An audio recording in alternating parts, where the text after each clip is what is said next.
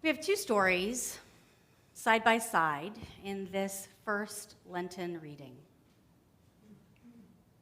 In one, Jesus' apostles James and John become angry over the rejection of Jesus by the Samaritans. Longing to bring retribution on the ones who reject their teacher, they ask to respond with an impulsive, violent action. Lord, do you want us to command fire to come down from heaven and consume them? In the other story, we hear three calls to follow Jesus, one after the next. One says, I will follow you. In the second, Jesus calls, follow me. And in the final encounter, a traveler proclaims, I will be your follower. I will follow you. Follow me. I will be your follower. In each of these encounters, something makes these travelers hesitate to fully commit to following the rabbi. Some of them, we might be thinking, have quite legitimate reasons, but we witness none taking action upon their intention. In our first story, the disciples leap into extreme action, and Jesus rebukes them. In the other, people say they're ready, they want to be ready, intend to be ready, but hold themselves back, and Jesus rebukes them. If this is not a story for our times, I experience that I almost have two settings these days. One setting is rage. That is so strong that if I had the particular power to rain down fire and consume something that was angering me, I might just apply it. When our beloved trans siblings are told that they're not worthy to serve our country, when we humiliate and degrade another country's leader in the most sacred office in our land, when I see terrified faces staring out from a Panamanian hotel room, or hear of infrastructure being hastily erected on an island far away, out of public view, when I hear that our nation's safeguards for weather, for pandemics, for international aid and peace, for national parks and forest fires are being gutted by 19 and 20-year-olds doing the bidding of the richest man on the planet, I can absolutely identify with James and John. Lord, let me fix this problem in a flash. Let me consume another, blot them out, eliminate this threat. The other setting, I know that I am called to do something. I know I want to do something, but I cannot figure out what to do, which organization to follow, which action will be effective, indeed, even which crisis to pay attention to and respond. And in the midst of our country experiencing existential spasms, in the midst of tremendous harm happening, I still have things I need to do. Not burying my dead, but I do have to go to exercise and get my physical therapy. I have to sign kids up for their transportation shuttle and spring sports and sign the field trip permission slip. That reminds me, I still have to do that. I have to get milk from the grocery store again and chop the carrots for dinner. I have to write a sermon and answer emails people have sent me and prepare for Bible study. This domesticity, this regular churn of everyday things in the face of everything, it feels surreal, to be honest, but it also feels necessary. So I listen to the news and I feel the rage and give thanks I don't have that power, and then I get in my gas-powered car and drive to work. I tell myself I will call my representatives on the way, but then I remember I haven't put them in my phone yet, and also I don't really know what to say or what issues are most important, and so I tell myself I'll do it later. And the day pulls me forward with all of its demands of living. I feel constantly ensnared between these two extremes these days. Good intentions, impulsive desire for action. Oh, how I long for a bullet point list of what I am supposed to do. For certainty in my actions, somebody smarter than me tell me how to harness my good intentions into something meaningful. Do this with your time. Focus on these important actions. Join this resistance, not that one. My steps ordered in black and white. Oftentimes, I long for that same certainty of clarity in my beliefs. It would make turning my intention into action so much easier if everything was clear, segmented. Believe all this over here is good. All of this is bad. Believe that these types of people are the ones you can trust, and these ones are not worth your time. Believe that people who voted this way are terrible, and people who voted that way are good. Sometimes I find myself wishing that Jesus had expressed a bit more clarity about it all, maybe leaving us with a list of do's and don'ts. But we don't get that. Instead, we get parables. We get mysteries, like the many healings Jesus performed all around the Sea of Galilee, or the transfiguration we heard about last week. We get clear teachings against hypocrisy, hoarding of wealth, exploitation of the poor and vulnerable, absolutely, but no helpful pointers for how exactly we are supposed to live ethically within a world full of those. Other than, of course, leave your life and follow.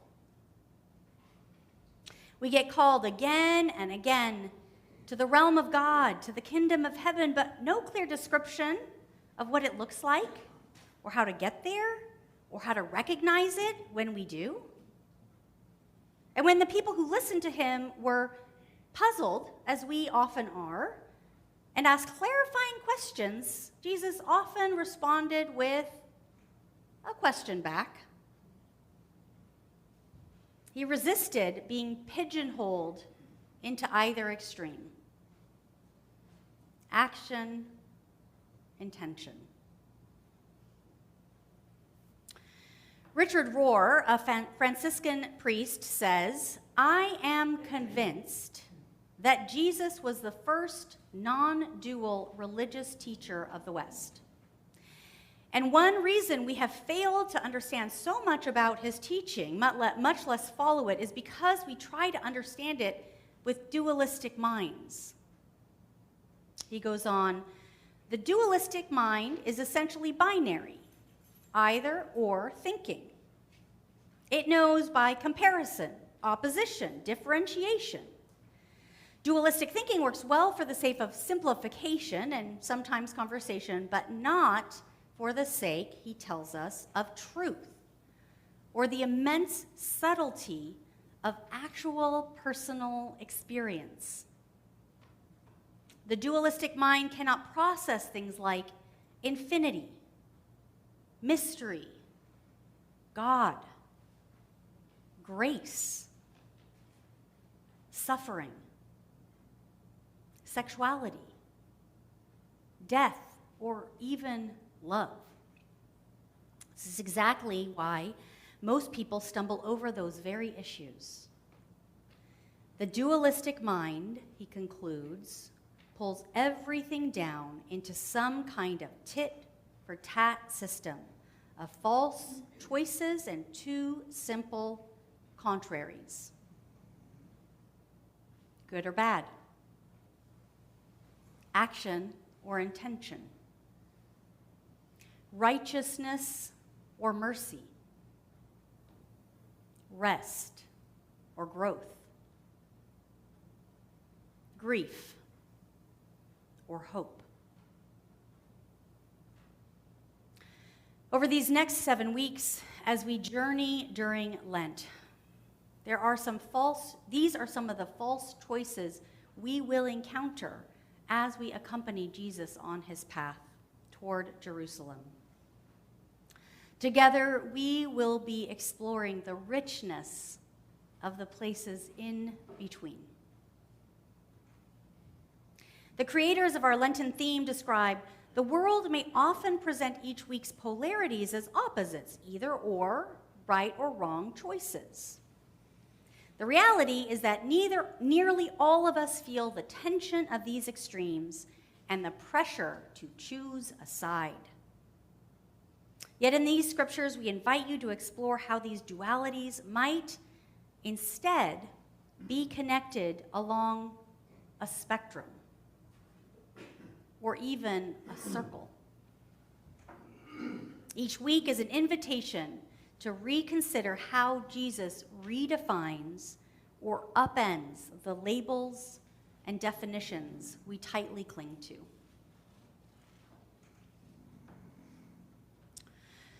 We mark the beginning of Lent with the imposition of an ash cross on the forehead, tangibly marking each body with a sign of the cross, a sign of ash. The sign itself is one that holds everything in between. We make the mark of a cross, an implement of death, on our living, breathing, warm bodies. A mark of resistance. The traditional words said are, remember that you are dust, and to dust you shall return. These words call our attention to the extreme ends of our lives. The beginning, when we were but dust before God created us, to our ends, when we return to the earth as dust. The ash cross is both a symbol of humility and release. We remember that we are but human. We are but human.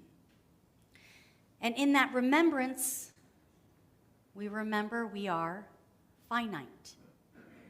Someday we will cease to be, and we will return to God.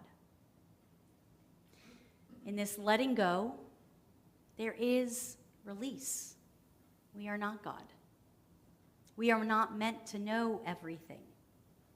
We remember that in our humanity, we are meant to dwell in everything in between.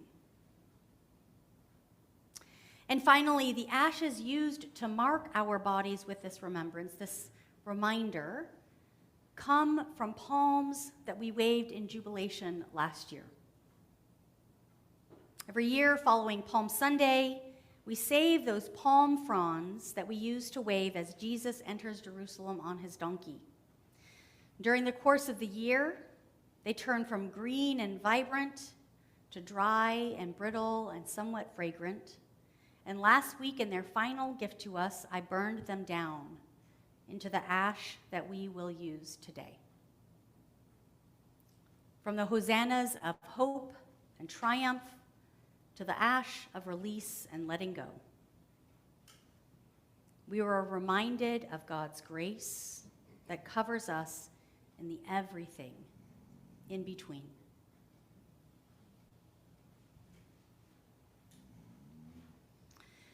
Lent is a season of intentionality and pause that invites us to step deeper into our relationship with God. And Jesus calls us forever into the in-between, between faith and works, stranger and neighbor, shouting and silence, acceptance and resistance. All the endless, boundless love of God that dwells in abundance when we step outside of the binaries we are constantly trying to erect. Our work as disciples is to live into the everything in between, to live in that uncomfortable, unclear middle place without the boundaries of right and wrong that we crave. Jesus calls us to follow him toward that boundaryless, non-dualistic love that he spent his life teaching about, that he went to his death for, and that he prayed for with his last final breath. This Lent, let us follow Jesus with our hand on the plow, not looking back. Let us follow Jesus into that space in between. Amen.